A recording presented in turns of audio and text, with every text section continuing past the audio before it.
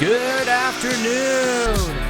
How about those cheese? I'm your host, Caleb Worsham, and welcome back this Wednesday to Knights of Chiefs Kingdom.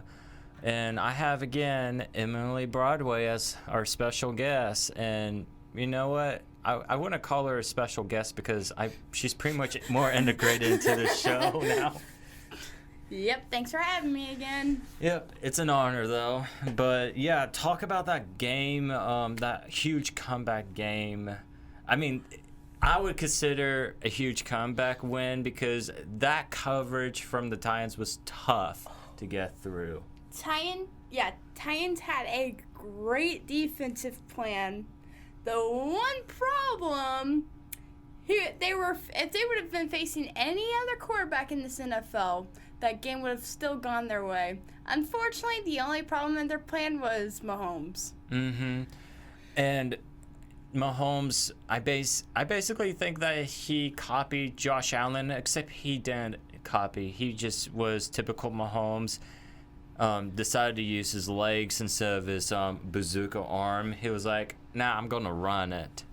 And, you know, the funny thing about this game is that there were so many flags and penalties that gave us the opportunity to, especially during the two-point conversion, we were doing it 3 times. Well, it wasn't also... Yes, Titans have, I think, a right to complain, but the Chiefs also got flagged pretty heavily, too. I think both... Actually, that reffing crew, I saw a statistic of they always give the home teams the harder flags. Mm-hmm. Their crew is well known for flipping flags on the home team, especially. But they're also well known for being the most heavy flagged, flag after flag. And we saw that Sunday for both sides. So. And yeah, I was definitely hearing the boos from the fans through the TV. And oh my gosh, they forgot to censor the TV, and I heard one curse word. I was like, well, they missed one. But you know what? It wouldn't surprise me if the whole crowd was just cursing out the refs. I mean, that's what kind of happened to the Raiders game. And oh my gosh, the Raiders. Oh, rip. Yeah, we made that ref cry. Ouch. Yeah. But yeah, another Raiders game. If you know any Raiders fans, you might want to do like a welfare check on them because they're probably not doing okay. Oh yeah, especially assuming that Devontae trade was going to rebuild their team. They got more issues to go. And the funny thing is that they got beat by the Jaguars, and that's who we're playing next week. And it's going to be like 30-degree weather in Kansas City, and Florida teams don't typically do well in this type of condition. Nope. I saw a stat where the Jags in their last 20 games are 0-20 in weather that is below 55 degrees. And that's 20 degrees difference below, so yeah, we're going to be near freezing, Mm-hmm. and a Florida team's coming to Kansas City.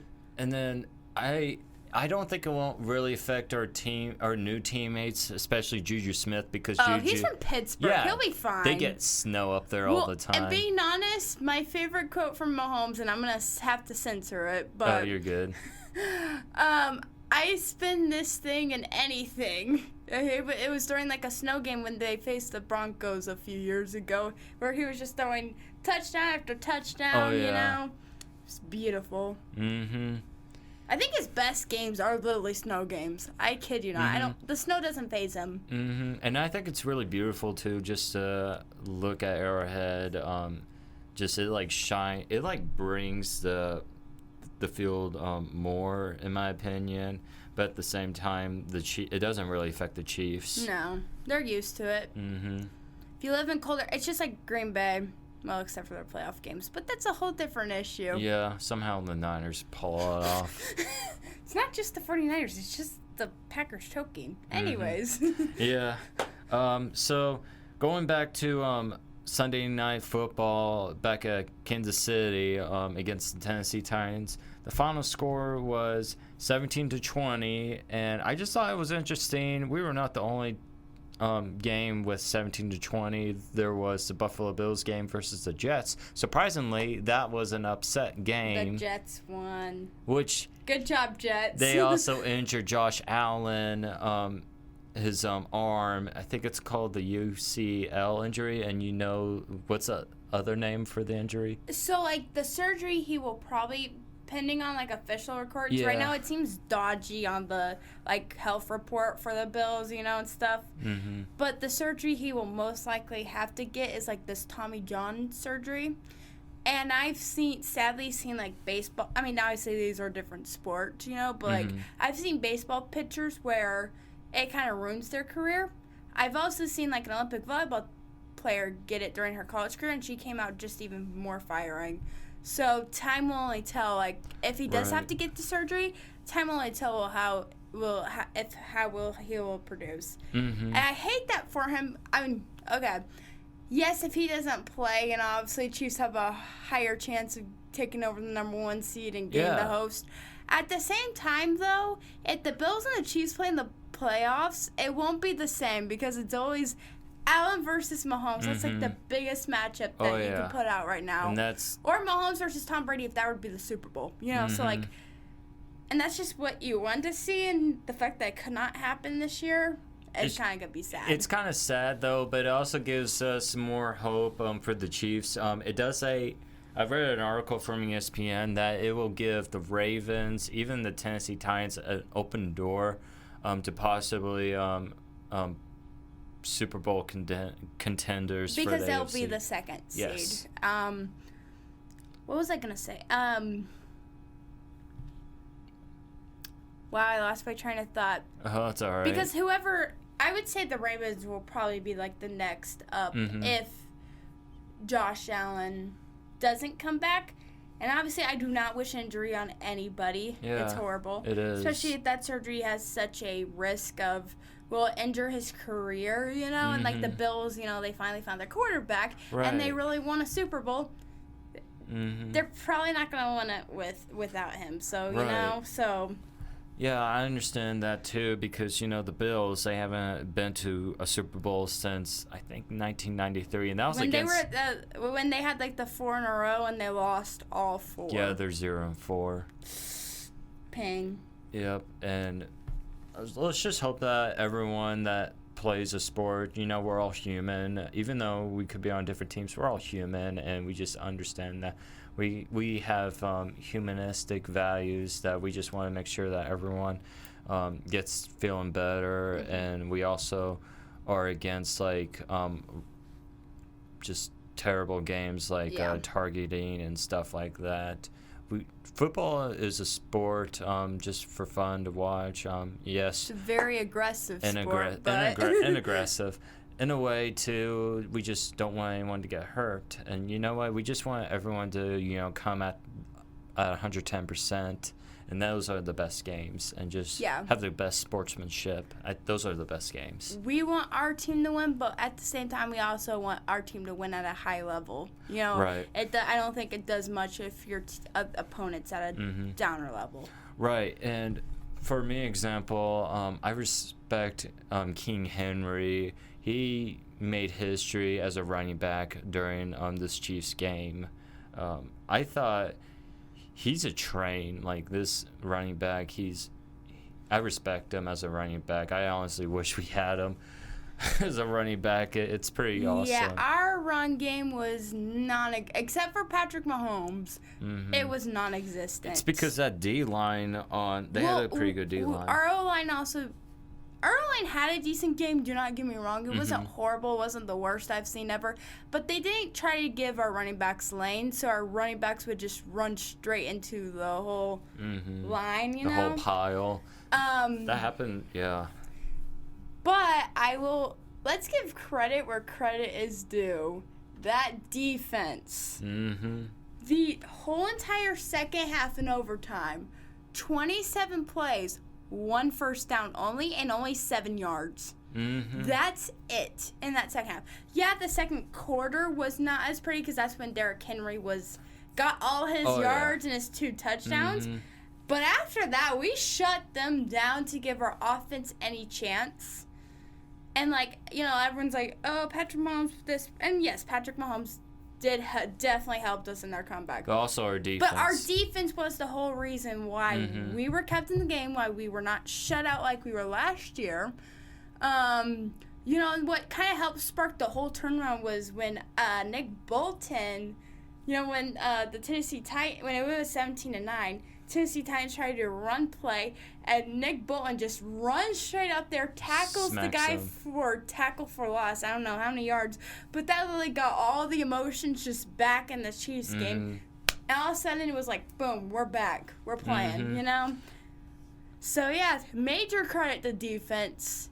Especially in that last, we had like 2 sacks in like that final 4 play. Snead almost intercepted the last one. I wish he got that interception scored, but it still ended the game for us. It won us in overtime. And Titans, you cannot be crying about a coin toss. And you know what's cool is that Chris Jones, when they did the coin toss, he was representing the Chiefs during the coin toss. And, of course, Tennessee went with tails, and we were fortunate enough to get heads. And what was cool about Chris Jones, I watched the after the game review. Yeah. He said that after that historic run play with Derrick Henry, their defense coordinator told them, or they just switched up their defense to adjust it. They basically adjusted where they can be more aggressive at the end, and that's what happened. Even George, I think it was like one of the last plays. There was George Karlaftis, Snead, and then Chris Jones. They were all on the backup quarterback, and they finally got him. Like, they were chasing him. I think Dunlap would also be in there. Yeah, I think so, too. Yeah, he had 4 people on him. Speaking of him, he is 0.5 sacks away from 100 career sacks. He was credited for a 0.5 sack. It was the last one in the game. Had that just been fully him, it would have been his 100th. That would have been awesome. Yeah. I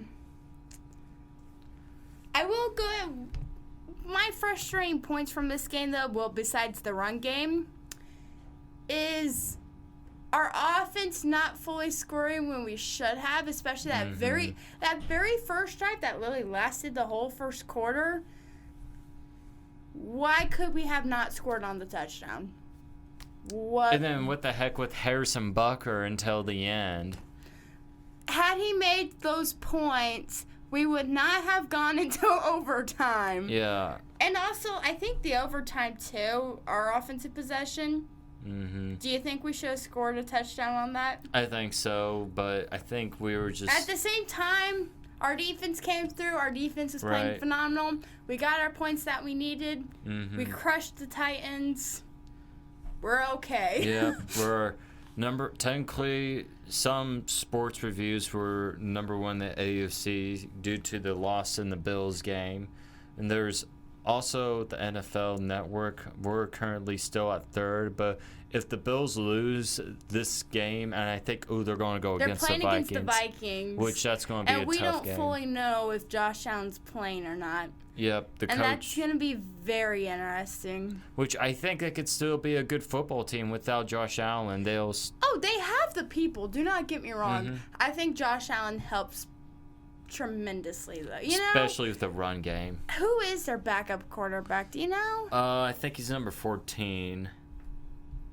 Because it depends on who he is, because... let me look real quick. But yeah, that'll be interesting to see. Backup quarterback. QB. Matt Barkley. I have never heard of him, so who knows? He's actually number 11. Yeah, that's going to be an interesting one. So...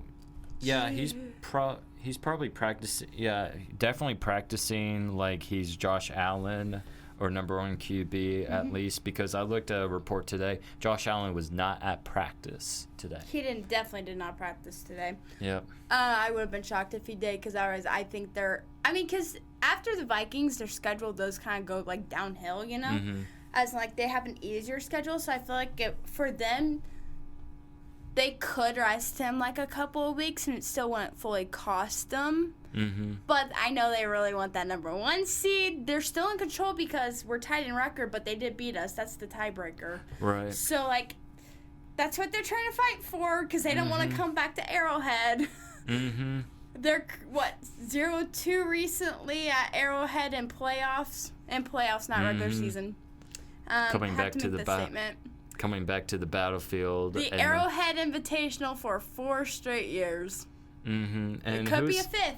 Who's that one guy? Is a Singletary or? Oh yeah, Morgan. Yeah, he always flips out. Like 2 years in a row, he stayed at the post game. Oh no, it's not Singletary. It's Diggs, Stephon Diggs. Yes.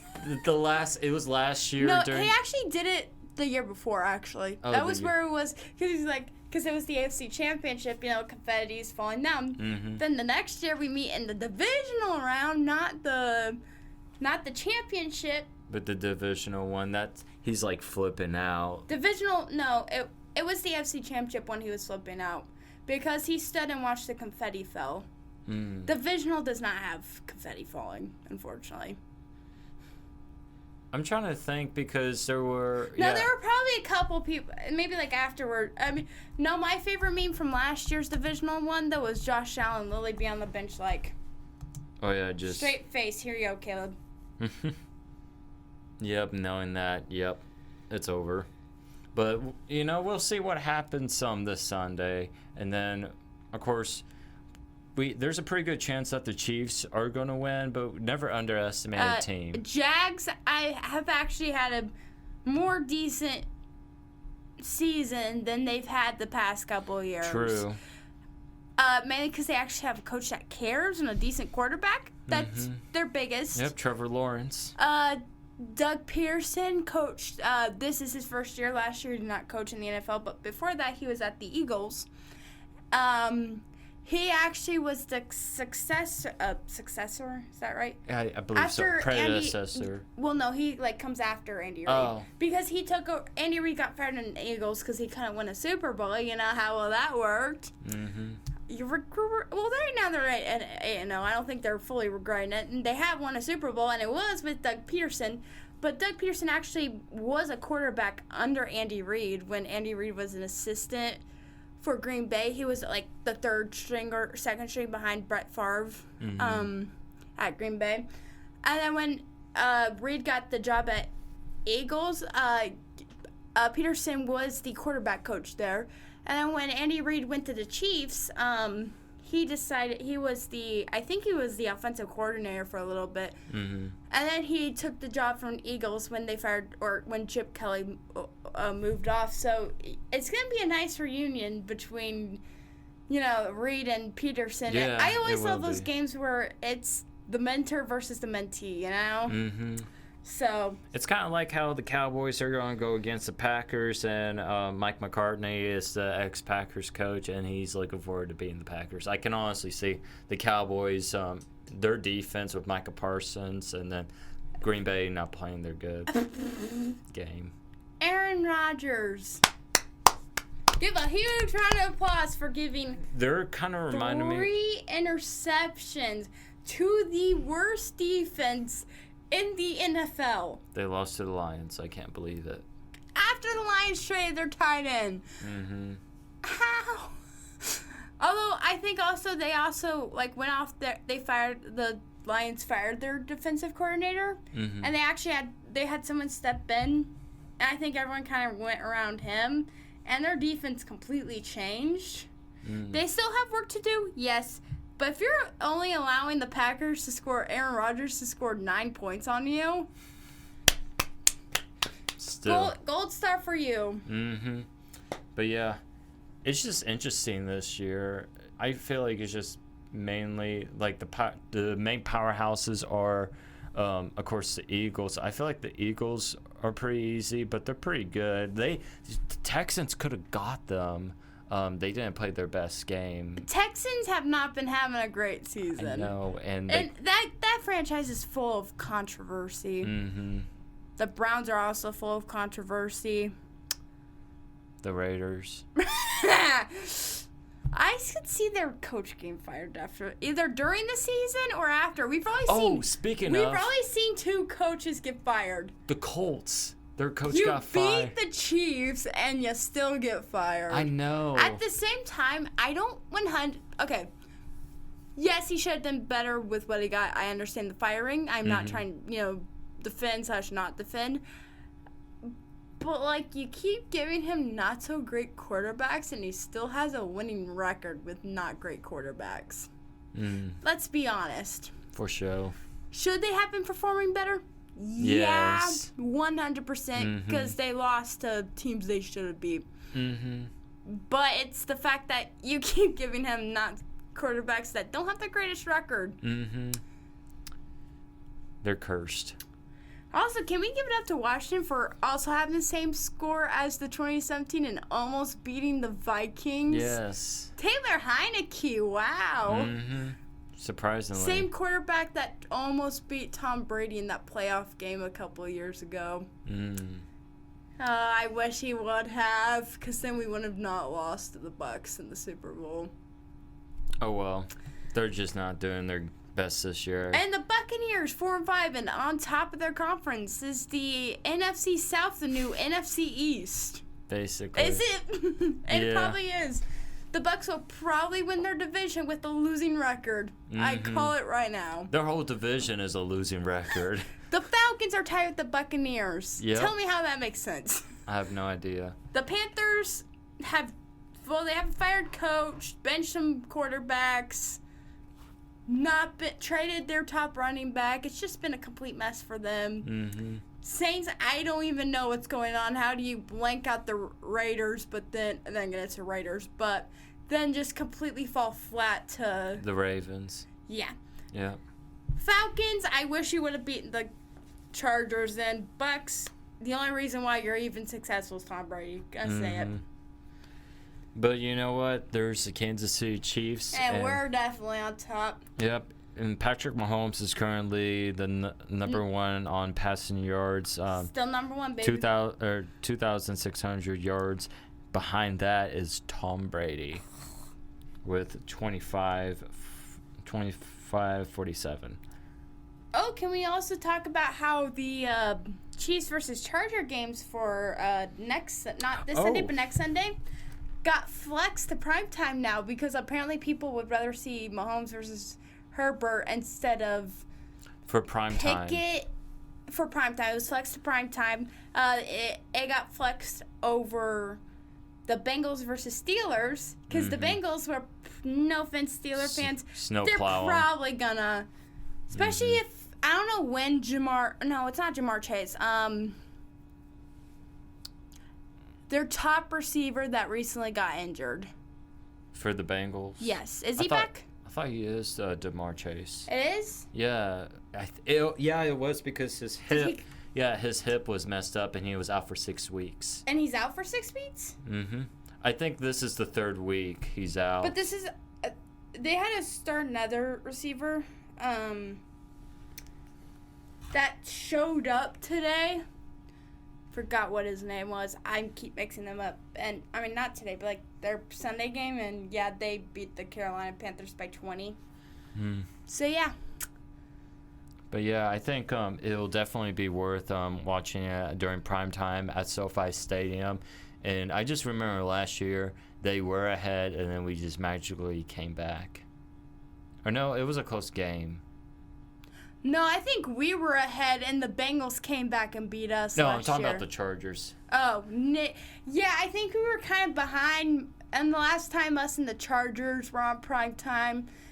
Kelsey beat how many defenders to score the overtime? Was it like 3?